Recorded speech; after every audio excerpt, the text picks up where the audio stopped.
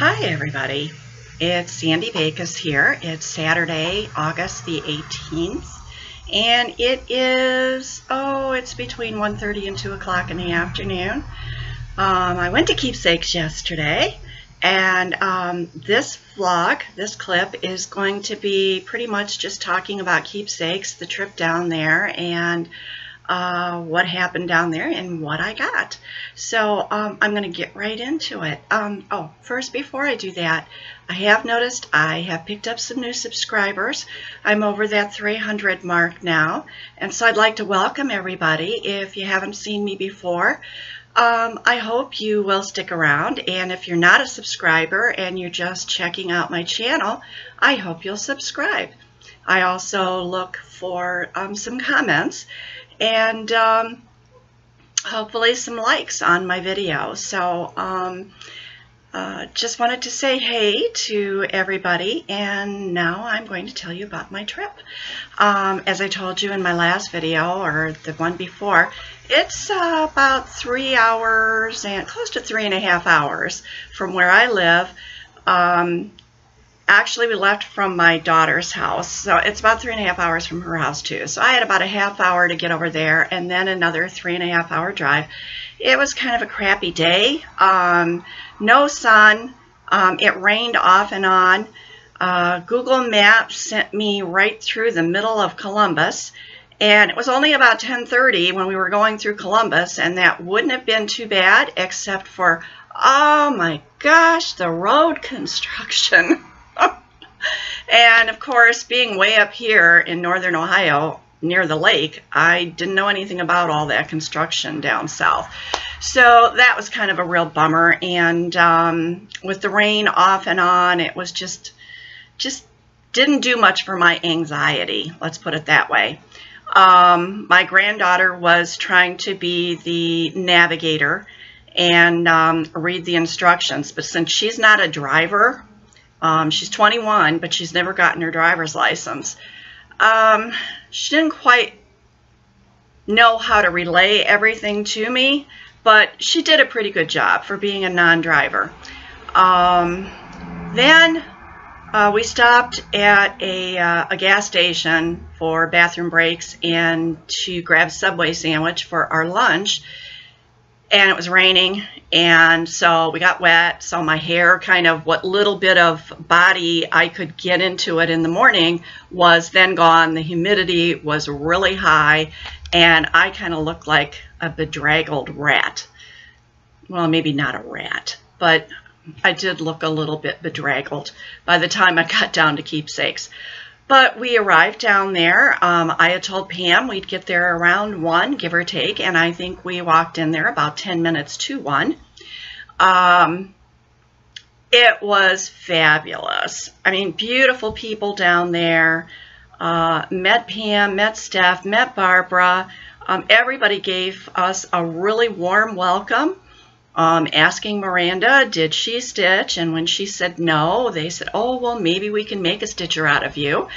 And which was all, it was really, really nice. And I want to thank each and every person down there for giving us such a warm welcome.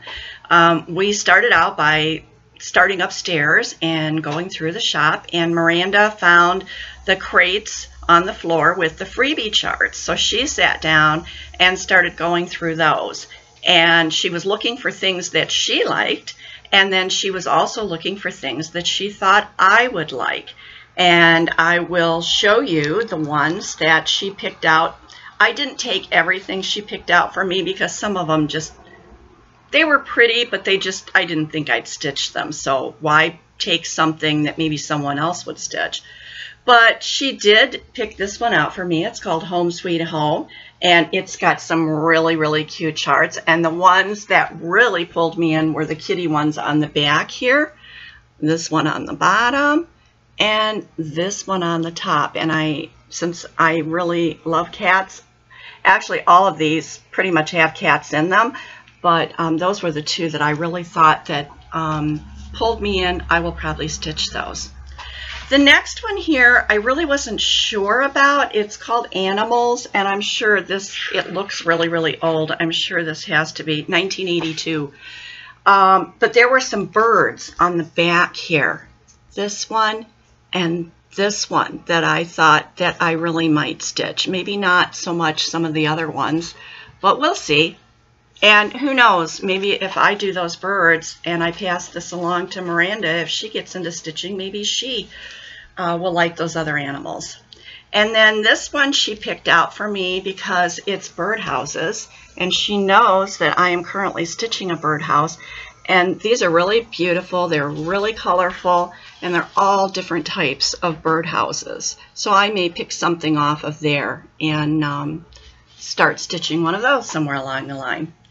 This one here, it's just the chart, and there's really nothing here that says who the designer is, where it came from. It was copied onto this cardstock, but it was stitched up on the wall. Part of it was. They'd left off the grapes on the sides and these pieces sticking out here, but the rest of it was there. And I saw it stitched up there, and then that it was a freebie, so I took it because I thought it was really pretty stitched up, and I will probably do the whole thing, the grapes and everything. So there's that, and even Pam looked at this to see if she could figure out who the designer was. Several of the ladies in the room looked at it, and nobody really knew. So this will be my mystery one. And then they had a Prairie Schooler up there, and it's the Four Seasons. And since I've never done a Prairie Schooler, this is 1987, and it says they were previously released under titles of Spring Cottage, Night Garden, Trick or Treat, and Home for Christmas. And those were all 1987 and 1988. And so I thought, well, okay, I'll do a Prairie Schooler. Okay, then I was looking at some charts, and I decided that I wanted to do, well, before I go into that, I'll tell you about Miranda's. Miranda is very interested in Far Eastern culture, especially Japanese culture. She has talked previously that, you know, maybe someday she'd like to live in Japan. I don't know whether that will ever happen, but, you know, it's nice to dream. And if you're going to dream, you might as well dream big. So she started picking out some freebies from there, and a lot of them had to do with that Japanese culture. There were the geisha girls in the kimonos and different things like that. And so I told her, I says, you know, I says, those are very beautiful charts that you're picking out, but they're very ambitious since you've never stitched anything. So I found a little Sue Hillis freebie, and I told her, I said, you know, if you start with something small like this and get your feet wet, then you'll have the ability then to go into something more involved. And Pam agreed with me. We told her that if you start out trying to do something that is beyond a beginner's level and you get frustrated with it, you may put cross-stitching down and never want to go back to it. And, you know, we want people to come into the craft, learn it, and then move on from there. So I'm going to kit this up for her with things I have in my stash and give it to her, and she is going to work on this. And then we'll see about kitting up some of the chart or two from the freebie charts that she got. She took those home with her, so I can't show them to you, but this one she will be trying. Okay, then I've never done a Lizzie Kate, and I went down there with the idea of looking for some things that I've never stitched before. And so I saw this stitched up on the wall, and since, you know, I'm into my cats, I decided to go ahead and get this one. And so I have lots of fabric and stuff, especially I have coffee tea dyed fabrics that I think this would look great on. And so this will be in my future. And something that I have not, a designer that I've never done before, is Little House Needleworks and or Country Cottage, either one of those, because they're kind of that primitive style, and I have never felt I was into the primitive style. But I saw this one, and it had a little more color in it, and so I thought, well, this would be a good one for me to try. and it is Little House Needleworks Poinsettia House, and I hope you can see that. But I love the color of the house, and I love the poinsettias. So I will be working on this. And so what I did while I was there, I went over, and this calls for 3 DMC colors, which basically are tan. Okay, just my husband telling me he has to run out. Okay, the DMC colors, it only takes 3. They are basically tan, mocha brown, and winter white. Then it takes 5 classic colorworks. I've never stitched with classic colorworks before, just the Weeks and the Gentle Arts that I used for, am using for my Quaker Diamonds. So I went ahead and I bought 1 skein of each of these, and these are the colors that it calls for. And whoops, I lost one. And I love the colors that are going to be in the poinsettia in the house. Oh, apparently this one doesn't want to stay, but I love these. I think they're really pretty, and then they're offset by these more muted colors. And so while I was there, I looked at the fabric, and I found a piece of fabric that I thought would be perfect. And I'm going to, well, I'll tell you what it is first. It is Under the Sea Fabrics Autumn. It's a 14 count Aida, and I'm going to hold these up here with it. And so imagine with this a tan, a mocha brown, and the winter white in Poinsettia House. And I hope you're seeing that. But I think that's going to turn out great. So this one is all ready, and I can add that to my stuff to stitch. So that was what I got down there. I had a wonderful visit, sat down next to Pam, and we talked and we talked. And when I left, I felt I had made a new friend, and I hope that Pam feels the same way. She's younger than I am, but and I don't know for sure how old she is, so I'm not going to venture a guess. But she's retired, I'm retired. We have some things in common. She has a daughter and a son. I have a daughter and a son. So, you know, there are some things there that commonalities that we have, and I hope to be able to perhaps have an email going back and forth between us in the coming months. You know, not something that's going to be a daily thing, but that, you know, we could maybe talk once in a while. And so I really hope that I have made a long-term friend in Pam. Steph is fabulous. She was busy stitching, and so I really didn't sit down and talk to her, but, you know, she's young enough to basically be my granddaughter, so, you know, we're not on the same plane. But it was a really nice visit. All the ladies down there was lots of ladies stitching, and everybody was so nice.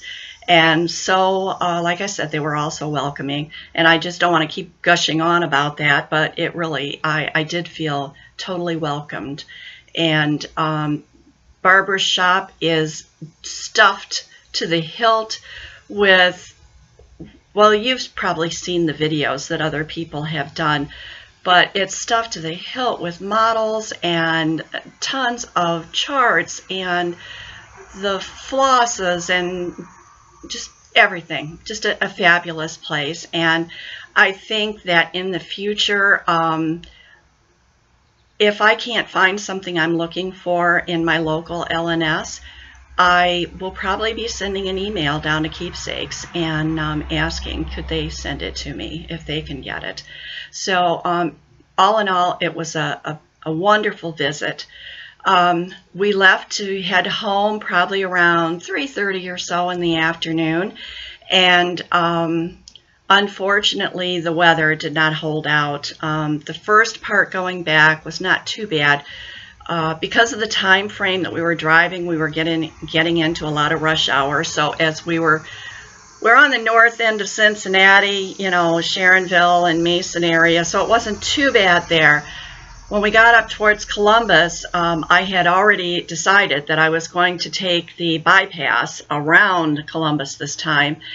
But even that, oh, the traffic was just horrendous. We got into that basically pretty close to 4:45, 5 o'clock. So you can just imagine. And it was all these lanes of traffic. I mean, there must have been 5, 6 lanes at a time. And you would have tons of cars coming in from the right. And then they'd be trying to cut across all the lanes of traffic so that they could get over into the part that was going to keep going straight. And some of these drivers, I mean, there was this one guy, God is my witness, this guy had a death wish, and his car was pretty banged up. So I think he had probably had a few close calls already. But that was kind of hairy going through there. But we finally made it through. It wasn't, the rain wasn't bad there, so it was wet and misting and stuff like that, but not really bad. We got the other side of Columbus, and we decided to find a place to stop to have something to eat. And so it was about 5:30, and we stopped at a restaurant, but they were, oh my gosh, the place was so slow. We had a nice dinner, but the service was we were there an hour and 15 minutes. And I was hoping to get home before it got dark, and that didn't happen. We headed on up. We got off of 270, which is the bypass around Columbus, and had gotten on 71 before we stopped for our supper, and got back on the highway and headed north. It's kind of northeast, the way 71 kind of cuts across Ohio. And we had several exits to go after that to get to where we would get off and start heading straight north. So we were headed for Route 13, if anybody knows anything about Ohio. And basically we needed to go through the city of Mansfield. Once you get off of 71 and head north, you're out in the country for a while, and then you have to go right through the city of Mansfield and all their one-way streets. You'd think I'd go that way a lot to go other places, and you'd think that I was starting to get used to all their one-way streets, but they still kind of set me on edge. But anyways, we made it through there. And north of Mansfield, and I can't remember exactly what time it was when it started, but we started seeing all these really black clouds, and they were kind of to the west and kind of to the north, and we were like, okay, are we going to be able to go through here and miss this, or are we going to get caught in this? Because they were low hanging and they were black as night, and it started getting dark, and I was like, okay, I don't think we're going to miss this, and looked up ahead, and it was like all you could see was like a wall of this smoky, it almost looked like smoke. It was rain. Oh my gosh, what is it, rain? It got to the point where I could only drive 20 miles an hour with my windshield wipers going as fast as they could go. And I could only see maybe 15, 20 feet in front of me, and sometimes I had zero visibility. So that was really scary. Miranda was scared because she is terrified of tornadoes, and she started talking about tornadoes, and you know, she didn't like the look of those clouds and this and that, and I was trying to calm her down while I'm trying to drive through this deluge of rain. And there was a car behind me, and I thought, well, that guy's lucky because he's back there following my taillights. I have nobody in front of me, so I'm just trying to watch for that white line on the side of the road. And it'd start to let up just a little bit, and I could get my windshield wipers back to just a regular back and forth, and maybe get my speed up to 35, 40 miles an hour. And now we're talking about being on a state route here, which is normally 55 miles an hour. So even to be going 35 or 40, I was still going pretty slow, but you couldn't see. And then it would just, it's like the heavens would just open up and it would just pour again, and I had to put on my brakes and slow way back down again. Well, needless to say, we missed the turn where we needed, well, we had gotten up, we took 13 up to Route 250, and that was where we again had to kind of head northwest a little bit to get over towards Norwalk, which is where my daughter and my granddaughters live. And there was a turnoff where we needed to go to head more towards where they live rather than going right into Norwalk. Well, with the rain and everything, we missed that turnoff. So I was like, oh boy. So we continued on, and finally we got up to another place where there was a traffic light, and I knew there was another road there that we could kind of kitty corner across and get kind of back to where we wanted to be. So I took that and just skimmed the edge of that part of Norwalk, because my daughter lives on the north end. Actually, she doesn't even live in Norwalk anymore. She lives in Milan Township, just outside the city limits of Norwalk, where she used to live in the city. So anyways, we got there. The rain finally let up enough that we could get in the trailer and deposit her safe and sound at home. Went back out, called my husband, told him, you know, my gas tank was on empty. I still had to stop and get some gas, and then I would be able to head home. Well, thankfully, the rain had pretty much stopped by that time. It was pretty much uneventful going home, except that it was dark.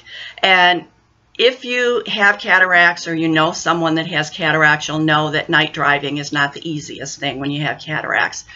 But I took a couple of state routes and was able to get home, and made it home right about 9 o'clock, which was a lot later than what I had intended to get home. But with all that rain slowing us way down and that restaurant being so slow, it just kind of, you know, plans are made to be messed up. I guess that's what to say. So I've rambled on long enough about this. You probably didn't even care about my drive, but it was one of those things I needed to talk about it and get it out. So I'm going to let you all go for now. I will jump on here a couple more times this week, hopefully, and show you some stitching. I'm trying to get a lot of work caught up today, and that is my plan for the next hour or two, and then I'm going to stitch. So take it easy and stay dry. If it's raining where you are, it's very humid here today, but it's not raining. So we've had a lot of rain these last few days. So take care. Bye-bye.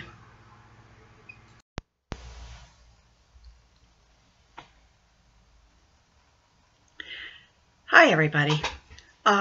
It's Sunday afternoon, probably close to 2 o'clock. Just want to do a really quick clip so that I can put a couple of things away that were in my rotation. I have been working on the birdhouse, which is this one right here. I finally have a picture of it. And this is where I have gotten to on that. Let's see if I can get it up here where you can see it.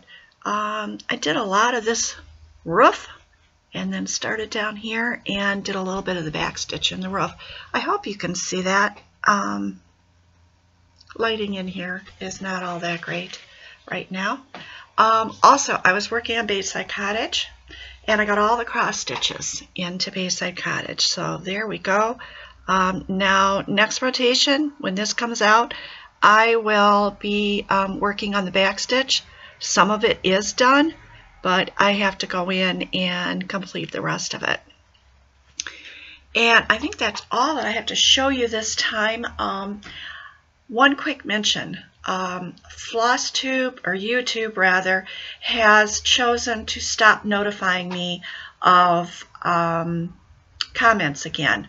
And so I'm having to remember to go in there and check for those every couple days. So if you leave a comment on one of my videos and I don't respond right away, that's why. I'm not getting the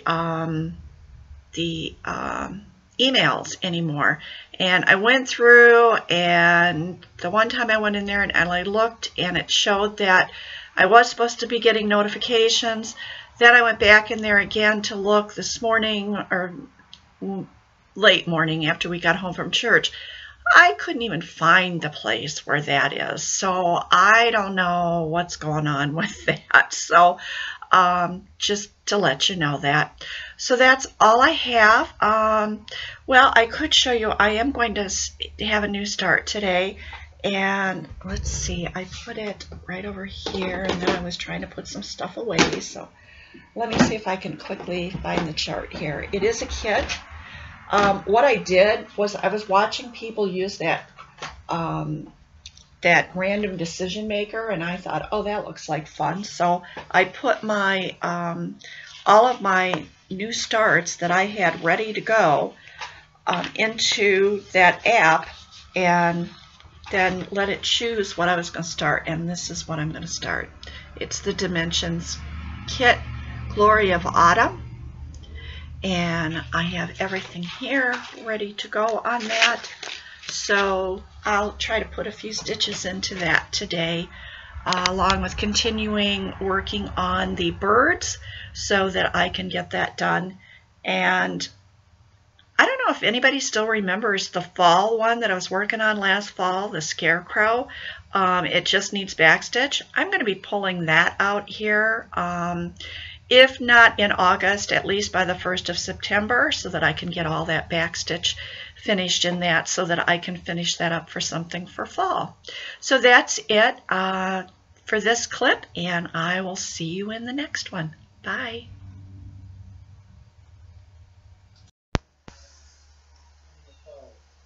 Hi, it's Friday morning. It's the 24th of August, and I didn't even have to look at the calendar. It's because I looked first. Gonna have a sip of coffee here. Okay, it is about 20 minutes to 10 in the morning, and I'm so happy to be here today to talk to you all. It's been an interesting week. I haven't been able to stitch a whole lot. Consequently, I haven't done any other clips until today. But we're going to talk about it, and I'll show you what I did get done. First, last Tuesday, well, let me backtrack. On Sunday was my daughter's 44th birthday. And so on Tuesday, she didn't have to go to work until 2 o'clock. So I went over and we went to lunch and got to eat Mexican, because I love food from a real Mexican restaurant, not Taco Bell, which I always say serves fake food. But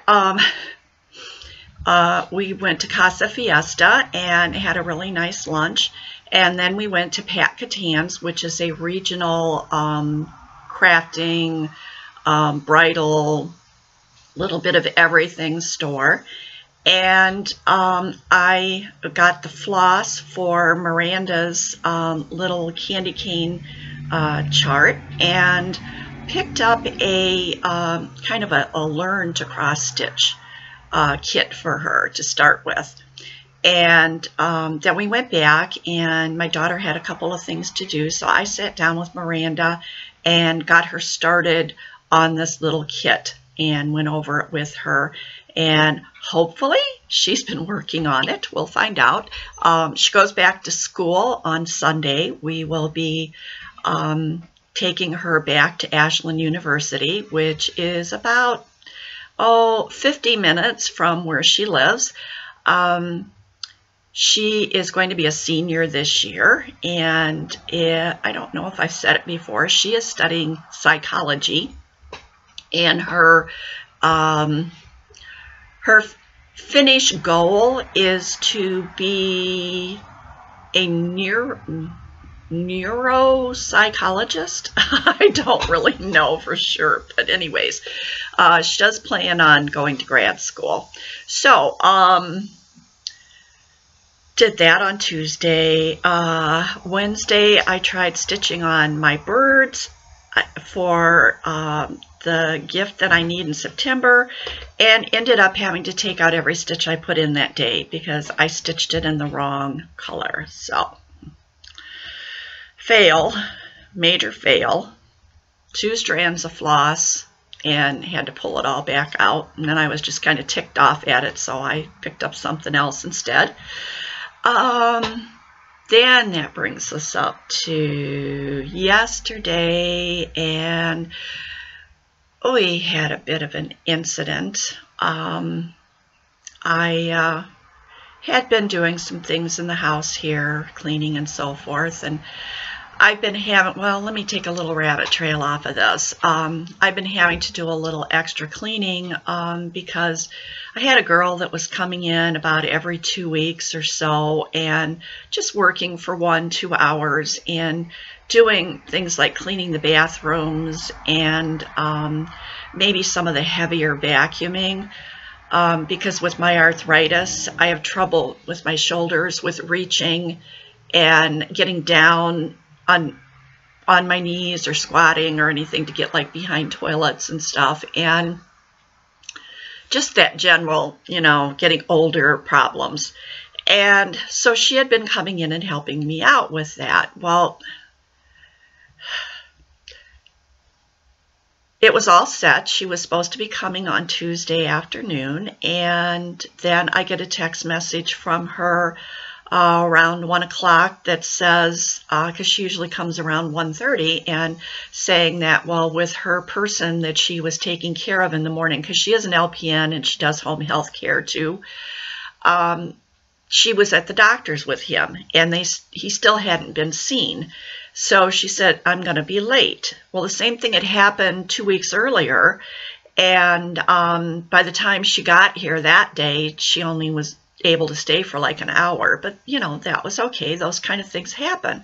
So I said, okay. And then finally she sent me another message later, and she said, well, it's just, it's too late now. Can I come tomorrow? And I said, okay, what time? And she said, I have a job from 9 to 1, so I'll be there after that. So I said, fine. Well, I sat there. I had wanted to go to the store that afternoon and sat there and waited for her, and she never showed up. No text message, no nothing. And I was just like, okay, I'm done with this. You know, it's just, I can't waste my time. Apparently, she thinks that my time isn't important. Well, sorry, but my time is. So I have not heard from her, and it's really strange because she was one of these types of people that every time she'd come over here, she had to give me a big hug. She had to go check on my husband, talked about how much she liked us and how no matter how many home health jobs she got, she still wanted to come over and do a little cleaning. Well, I'm not going to have her come anymore because I just don't have the time to sit around and wait. Okay, that rabbit trail. Let's finish this. So anyways, yesterday I was doing some cleaning and stuff like that, and something just drew me out onto the back porch. So I went out there and I sat down, and I'm sitting there for a little bit, and my husband had gone down the hill, and if you've watched my winter tour or my spring property tour, you know what I'm talking about when I say down the hill. And if you want to learn about down the hill, then go watch those videos. But anyways, especially the winter property tour. The spring one kind of got, or the summer one kind of got nipped because it stopped recording. But anyways, another rabbit trail. Boy, am I off on it today. Anyways, I'm sitting there and I realized I didn't hear the tractor. My husband had gone down the hill. He was going to brush hog. Now, got to get off on another little rabbit trail here. To give a little context to him going down the hill to do his brush hogging. Boy, I'm just really going everywhere today. Sorry, bear with me. There is a point to all of this. My husband has been wanting to sell the tractor because it's a 1948 Ford tractor, so that means it's as old as he is. It's 70 years old. With his Parkinson's, putting the snow plow on the front of it and the brush hog on the back and doing the stuff with the tractor is not as easy as it used to be a few years ago. So he'd been talking about wanting to buy a four-wheeler because you can put a plow on that and you can drag a brush hog behind that. So he's been looking at them, and he had put the tractor up for sale and had stuck it out front, and somebody had actually come and wanted to buy it. These tractors are worth, a few $1,000s, and when you add on the accessories like the snow plow and the brush hog, they're worth close to probably $3,000, I think. So just to give you a perspective of what dollar amount we're talking about here. So the guy gave $100 down and said he'd be back in a few days to finalize it and pick it up. Well, in the meantime, my husband decided that he would go down the hill, and this was early last week, and that he would brush hog one last time while he had the tractor. Well, while he was working down there, the tractor quit running. And he worked on it and worked on it, couldn't figure out what it was. Finally, he decided that he thought it was a particular part, went and bought that part, came back, but he couldn't get the part in due to the Parkinson's problems. So he called the tractor place, and they said, well, they couldn't come out for a couple of days. So they had come out yesterday morning, I think it was. And he had the right part. That was what was wrong with it. They put it in and took care of it, so it was running again. So we had gone and had some lunch yesterday, and then came home, and he had gone down there to finish the brush hogging. Well, I didn't hear the tractor running, and I could see the tractor was not up by the barn. So something kept niggling at me, you better go down the hill and check to see what's going on. So I get about halfway down the hill and going down the steps, and I could see over through the trees that it looked like the tractor was sitting on the hill. And I'm like, that's not good, because the tractor doesn't sit on the hill. Okay, and that'll make more sense here in a minute. So I started hollering his name, and then I hear him call back to me. And he said, I need help. And I think that was the words. When this kind of stuff is going on, you don't recall everything exactly the way it happened. But anyways, I'm going down the steps a little faster now, and he's yelling to me that he fell off the tractor, and I'm like, oh my God, I don't know what to think at this point. All I know is that he can talk. So I go racing down the rest of the hill, and I'm wearing sandals. Okay, this plays into this. So I get down there, I go through the grass, I don't see him anywhere. Now that I'm down in the bottom, I can't see the tractor anymore, so I run across the bottoms to get over to where the base of the hill is. I still can't see him, and I'm telling him, keep talking to me so I can find you. So I start going up the hill, and then he's talking to me, so I realize I see the tractor is kind of cockeyed off the side of the hill with the wheel up and the fender wedged up against a tree with the brush hog down behind it.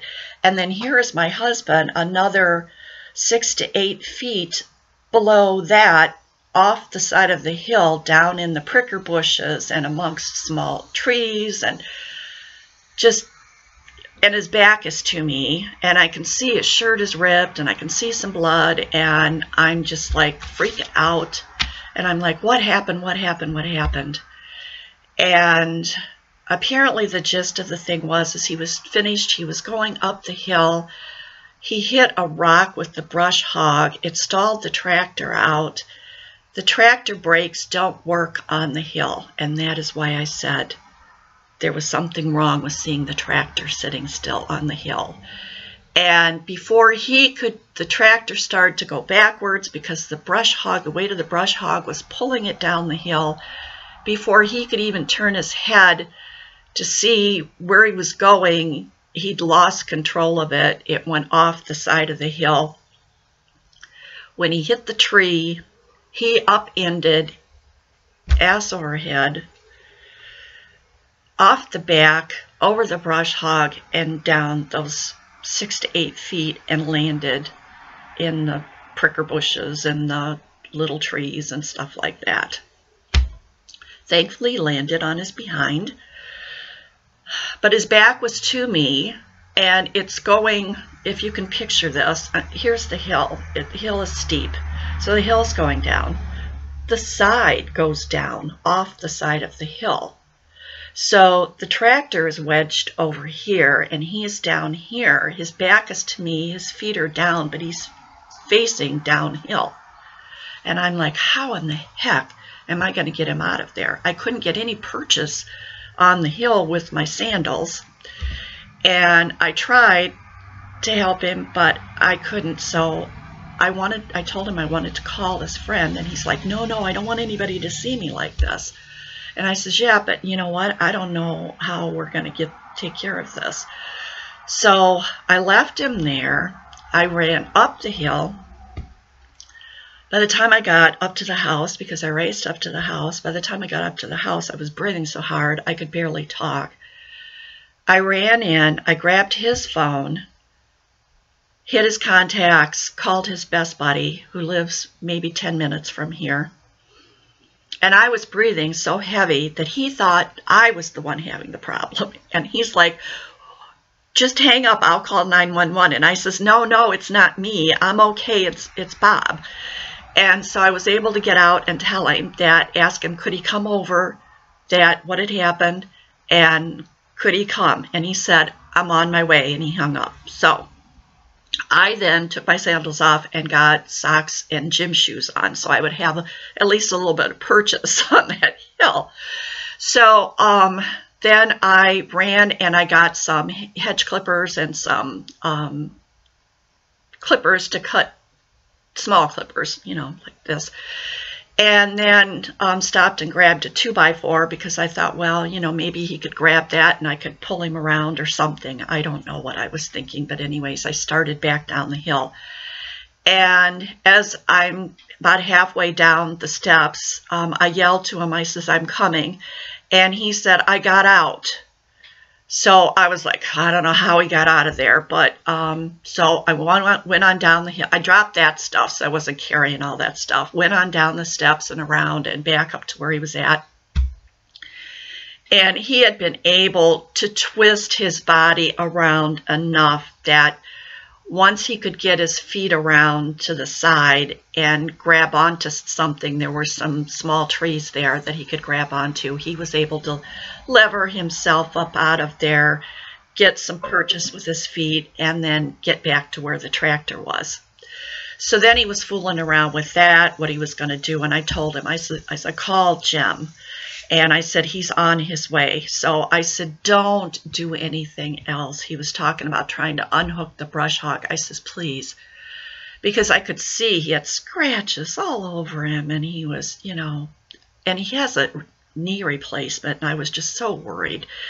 And I didn't know whether, I'm asking him, you know, can you move everything? You know, do you have pain? And he's like, oh, I just hurt different places, but nothing, you know. He says, I think I'm okay. So I went back up the hill to wait for his buddy, and I said, please don't do anything. And I got up to the top of the hill and I heard that tractor start up, and I thought, oh no, please don't try to do anything down there, you're going to kill yourself. But then I heard the tractor shut off. I think he was just trying to see whether it would run or not. So a couple minutes and Jim came, and so Jim and I went down the hill, and so Jim talked him into just leaving the tractor where it was at, which I never would have been able to do. It's funny how guy talking to guy makes more sense to a guy than wife talking to guy. If you're married, you know what I'm talking about. But anyways, Jim got him to come back up the hill and sat down and rested. So then Jim told him, just Go take a shower, clean yourself up, see if you're okay. Worry about the tractor tomorrow. So that's what he did. He came in, he sat down in a chair, and he went to sleep. I think he was really done in. Got up after supper. I woke him up to eat supper, and then he went up and took a shower. And he's bruised. He is scratched up severely. Has a lot of pain in the calf of the leg that has the knee replacement, but he says it's not. He says it's not a sharp pain. He says it's an ache, and so he's been putting some Bengay on it. Hopefully, it is just a strained muscle. If it doesn't start getting better in a couple of days, I will make him go in.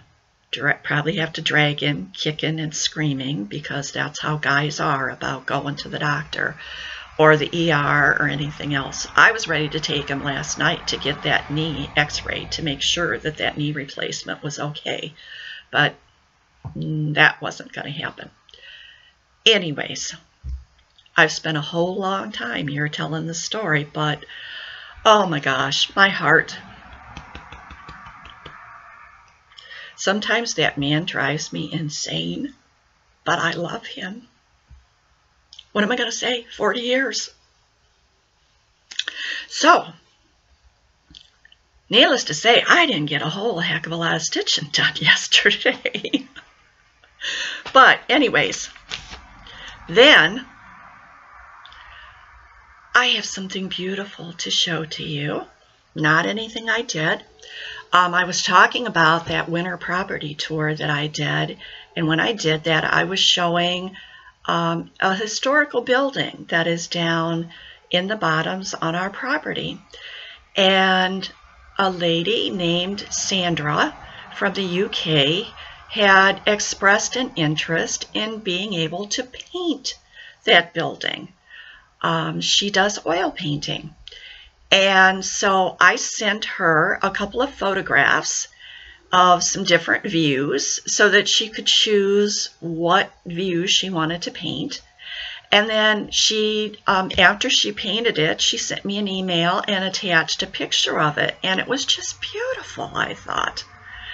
And then, would you believe this? She sent me another email and she said, I would like to gift this painting to you. And she said, at no expense to you whatsoever. She says, I will send it to you at my cost. And I was just absolutely floored. And I was like, are you sure? And she said, yes, it was something she wanted to do. So she had told me on the 10th that she had sent it from the UK, and I have been anxiously awaiting it ever since. And it came in yesterday, I think. It was yesterday it came. And I have to share it with you because it is just absolutely beautiful. Would you look at this? It is just absolutely stunning. And she's like, in her little card, she sent me a beautiful card. Here's the card that she sent me. And in her card, she said, if you don't like it, she says, you could always hang it in the loo. Well, this most definitely is not going in the loo. It is going in a prominent place in my home because I think it's absolutely stunning. And she may not think that her painting is wonderful, but I do. I mean, look at the way that she put the shadows of the trees and the building. And there are trees growing right up out of the middle of the building, and you can definitely see that in this picture. So I am just pleased. It's beautiful. So Sandra in the UK, I'm not going to mention your last name because I don't have your permission, but this is stunning. And I am so happy that you requested that you could paint it. And I am just pleased as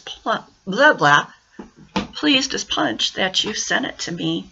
And I love it. And I did email her back and ask her when she told me she was sending it if there was anything that I could do for her. And she said, no, nothing. She just wanted to do this. So thank you so much. I deeply appreciate it and I love it. Okay, so now I wanted to show you the whips that I did work on. And in the last clip, I think I mentioned to you about the fall piece, the scarecrow, that I was going to get back out to do the back stitching on. And in case everybody forgot what that looked like, this is it. And so sometime in the next week or so, I'm going to start working a little bit at a time and get the back stitch done on this so that I can have it finished maybe by the end of September and have something for fall. Okay, here's the birds. This is what I did the reverse stitching on. I don't know if I had the one little bird totally finished the last time I showed you. I think I finished up down here. And then I had a whole bunch of the blue in here for the next one and had to take it all back out. So I'm going to be working on that, and then the little butterfly that goes right up here, and then this one is going to be finished. And then I just have to decide how I'm going to fully finish it. Thinking about maybe a little pillow or something. Okay, then I had told you that I had started Glory of Autumn, which is a Dimensions kit, and I showed you that chart just in, I believe, in the last clip. So there's where I got to with it. Just a little start, not much, but it's a little start. And that's a 14 count white Aida. And then I had pulled in my rotation Old Glory, and here is where I got to with Old Glory, and I'm doing this on 14 count coffee tea dyed Aida, and I'm trying to get this to where I can see it too. I filled in this up here and did the white in the centers, and then I came down here. I think I had just a little bit of this in, so I went down and I completed all of this down to here. So this is now going out of the rotation, and I will work on that again when it comes up. Then the next one, and this was the last one in this rotation, and then after having worked on this one, I had completed an entire round of my rotation, and that was Frederick the Literate. And this is where I got to with this.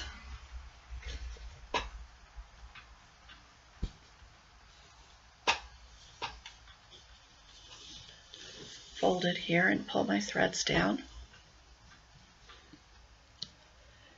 And this time I worked on I had a lot of fill-in to do here with the cat's face. If you remember, his mouth was empty the last go round and he looked kind of Halloween-y.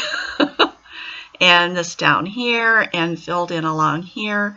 Then I did these parts down here. And I also worked just a little bit on the back stitch here and gave him, outlined his ear here, and then came down here. So I'm going to try to work a little bit of back stitch each time that I get him out. All right, let's see where I'm at here on my list. Oh, and Frederick is on 14 count brown Aida. I got rid of the black Aida that was in the kit. Okay, I think I mentioned before about everybody doing the Tiny Decisions app, or that's on iPhone, and if you have an Android, it's called Decision Roulette. And I thought that looked like a lot of fun, and maybe I'm going to try that. So having finished up Frederick for this go round, I decided that I would do that, and I did. I set up a couple of different decision roulettes. One was for new starts, and I think I had already told you about that. That was how I chose Glory of Autumn to be a new start. So what I did was I set up one with all my whips in it, except for the quilt blocks and birds, because those I will be continuing to work on. And also I didn't put Scarecrow in there because he's just backstitch, and I'm gonna try to get him worked out in the next month.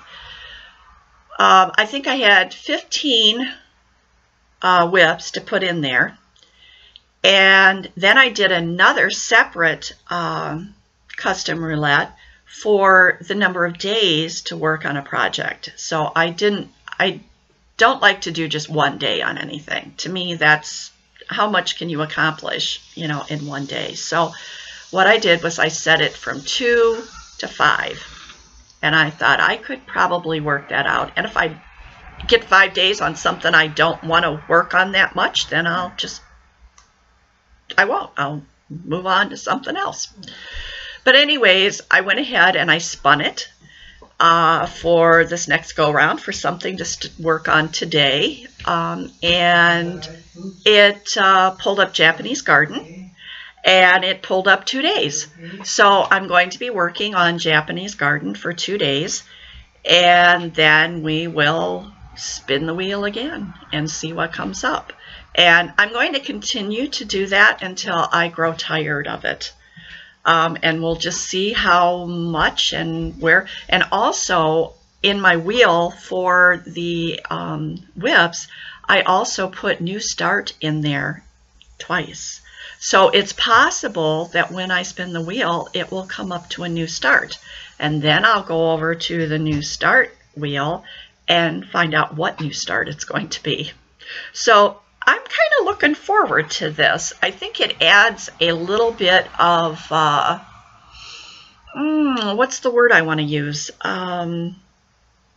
Maybe excitement, because you don't know. I mean, when you're doing a rotation and you've got them all down there, you know, you can look ahead and you know, okay, next time I'm going to work on this and then this. But with this roulette wheel, you don't know. So it's, I don't know, it sparks it up a little bit or something. Okay, next thing are the chart winners.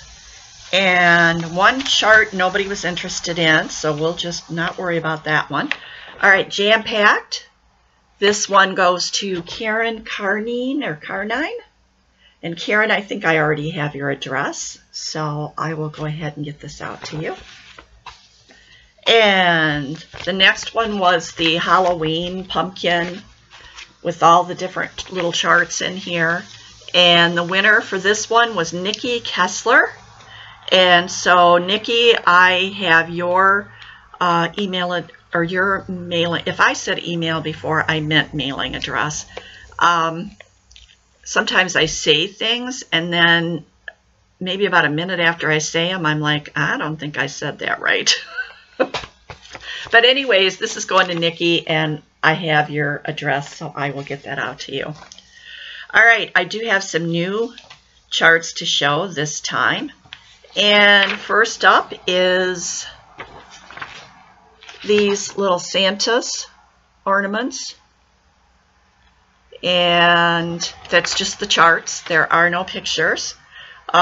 These range from like 45 by 32 to, I think the smallest one is 30 by 32. And it says they stitched them on 8-inch squares of 14-count ivory Aida. So there's that. If you would like this, say you'd like to stitch the ornaments. And bonus, on the back is a recipe for gingerbread men. So maybe all you want is the recipe for the gingerbread men. I don't know. Anyways, that's the ornaments. This one here is a chart for this Santa and his reindeer. And actually, ironically enough, the pictures for those ornaments are on the back of this. So maybe you want to ask for both of these charts. So for this one, tell me you'd like to stitch Santa. And again, just to go over the giveaway rules, do not use the word free, do not use the word giveaway. We don't want the trolls coming to get this stuff. You need to be 18 to be able to send me your address. You can live anywhere in the world. I will send it anywhere. And you should be a subscriber. And I think that's about it. Oh, and you know I'm going to fold these into thirds and put them into a number 10 business size envelope to save on the postage. So, okay, so there's the Santa. Okay, the next one here, I'm checking because sometimes there are other charts included with these, and so because they're on the back, so I just throw in a couple of extra things. Okay, yes, this one does have some extras. So this is the main one right here, is the flowers, and they show it on an Afghan, but it would look beautiful stitched up in a frame, I'm sure. So there's that one. And then along with that, there's a chart for that. All right, the chart is also here for this.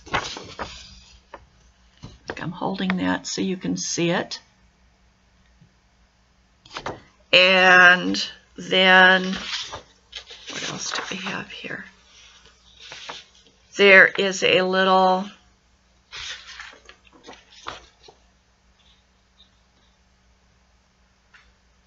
here is another little, oh, it's the chart for what's on this tea towel is also here. So there's that. There's also these two little, and it's just the charts, they're called Pocket Pals. There is a bear and a kitty.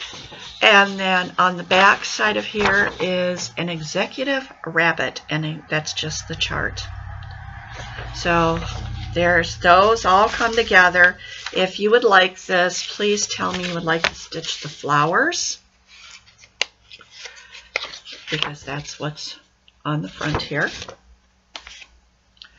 And then this next one, let me see what all we have in here.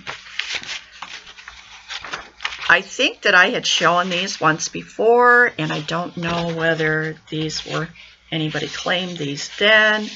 But, you know, as I've told you before, I had 2 copies of most magazines. But anyways, here is a little thing that is for fathers. Then there's one up here that is for mothers. So the charts are there for those. And then you can only see part of this on here, but I think you get the gist of what it is. This part must be on another page. But the chart is there for that whole thing. It's on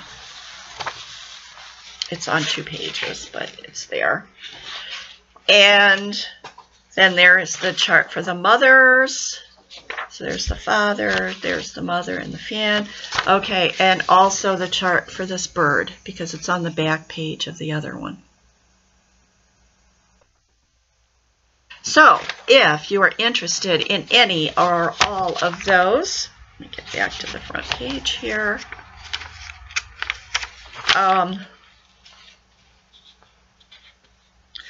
Tell me you would like to stitch mother and father, because that's what's on the front. But you would get all of those that I just showed you. And you know, to request these, you don't have to feel like you have to stitch every single thing in there. If one of those charts reached out and touched you, request it as mother and father, and then just stitch what you want. Once you get it, it's yours. You can do whatever you want to with it. Okay, that's all I have for today to show for the charts. Let's see, I need to put a date that we will close the requests on those. How about September 29th? No, wait, that's the date I have on the other ones. Not September 29th, August 29th, but no, it's got to be in September. How about September 5th? So if you see this video anytime between now and September 5th, you can still request to be in the running for those charts. And I think, unless I have forgotten something, which invariably I do, but I think I've covered everything. And so I just want to tell everybody, have a good week. Enjoy. Our weather has been, these last couple of days, has been awesome. It's been a little cooler and no humidity to speak of, and that's the weather I like.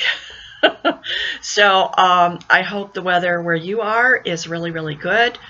Earlier in the week we had really heavy rains, but it's calmed down now. They have finished building our deck. There was a guy here doing electrical work and replacing some fluorescent lights, and that's all done, and I got that cleaned up. And now they came out this morning to quote a job for filling in with river rock around, under and around our deck, and leveling off some of the ground and reseeding the grass where it disappeared while they were working, and getting that fixed up, so we will be all set. So sending out my love to everybody, of course, and hugs to everybody. And if you are in need of an extra big hug, I'm sending it. So take care all, and I will see you on the next go round. Bye.